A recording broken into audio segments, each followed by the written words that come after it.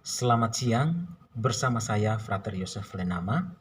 Pada kesempatan ini saya akan memberikan langkah-langkah kegiatan pembelajaran yang perlu dipersiapkan oleh seorang guru di masa pandemi COVID-19 ini. Yang pertama, perencanaan.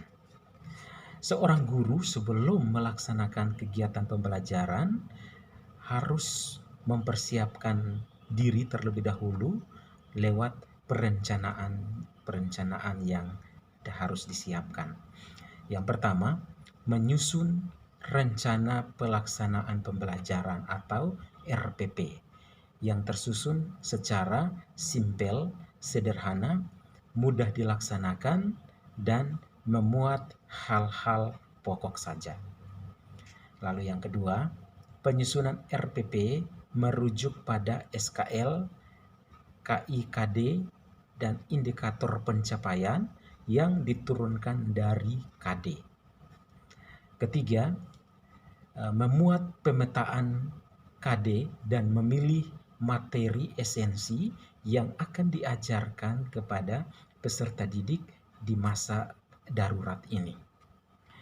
Lalu yang keempat, RPP terdapat 3 ranah yang perlu dicapai dan perlu diperhatikan pada setiap akhir pembelajaran, yaitu dimensi sikap, dimensi pengetahuan, dan dimensi keterampilan. Yang pertama, dimensi sikap.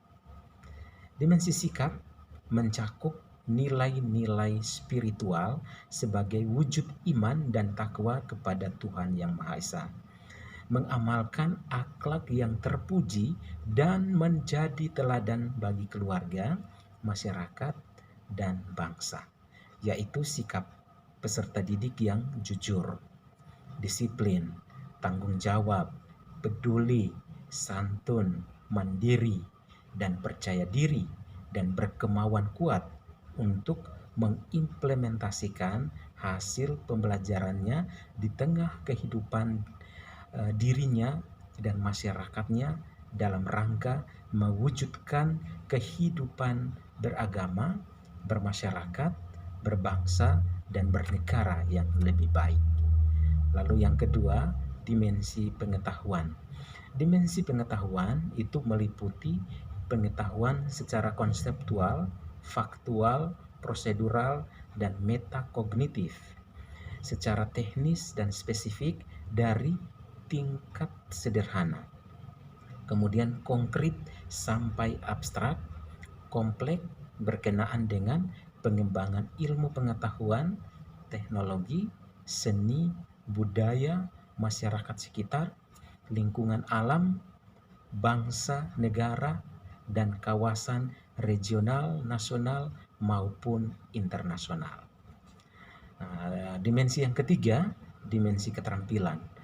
Dimensi keterampilan itu meliputi keterampilan berpikir tingkat tinggi dan bertindak, kreatif, produktif, kritis, mandiri, kolaboratif, dan komunikatif, serta mampu bersaing di era global dengan kemampuan sikap, pengetahuan, dan keterampilan yang dimiliki. Berikutnya yang perlu dipersiapkan oleh seorang guru adalah pelaksanaan pembelajaran pada masa darurat ini. Yang pertama, kegiatan pembelajaran dapat dilakukan secara daring, belajar dalam jaringan, semi daring atau luring, dan non-digital. Yang kedua, aktivitas belajar memperhatikan kondisi sekolah dan siswa untuk menjalankan pembelajaran secara daring, semi daring, maupun non-digital. Ketiga, aktivitas pembelajaran mencakup kegiatan sebagai berikut. Ini yang perlu diperhatikan oleh seorang guru. Walaupun kegiatan pembelajaran di masa darurat ini dilaksanakan dalam jaringan, artinya guru mengajar di sekolah dan siswa belajar di rumah. Hal-hal yang perlu diperhatikan adalah di kegiatan pendahuluan. Yang pertama, guru menyiapkan kondisi fisik dan psikis siswa.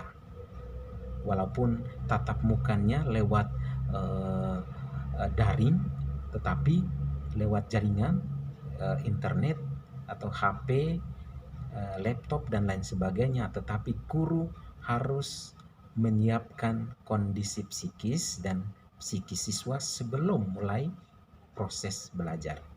Lalu yang kedua, guru mengucapkan salam dan berdoa bersama sebelum mulai proses pembelajaran. Berikut, guru menyapa dengan menanyakan kondisi siswa dan keluarganya. Bagaimana keadaan siswa dan keluarganya. Kemudian guru melakukan pretest secara lisan. Silahkan kepada guru mau dalam bentuk pertanyaan atau apa, silahkan kepada Bapak dan Ibu guru. Lalu guru menyampaikan tujuan pembelajaran pada hari ini. Kemudian guru menyampaikan lingkup materi pelajaran. Itu kegiatan pendahuluan. Lalu kegiatan inti yang dilakukan oleh seorang guru di kegiatan inti antara lain guru mengorganisir siswa dalam pembelajaran. Kemudian guru menyampaikan materi pelajaran dan mendiskusikan bersama siswa. Siswa melakukan kegiatan saintifik yang meliputi mengamati, menanya, mencari informasi, menalar atau mengasosiasi, dan mengkomunikasikan atau menyajikan atau mempresentasikan. Dan guru menggunakan media atau alat peraga yang sesuai dengan karakteristik materi di masa COVID-19 ini.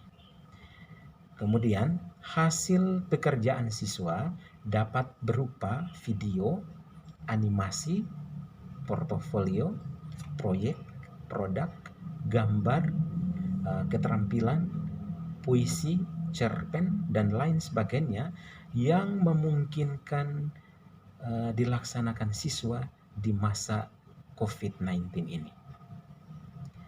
Lalu guru memberi apresiasi terhadap hasil karya siswa. Jadi ini mohon diperhatikan untuk Bapak dan Ibu guru. Memberi apresiasi kepada siswa itu sangat penting, apalagi di masa pandemi COVID seperti ini.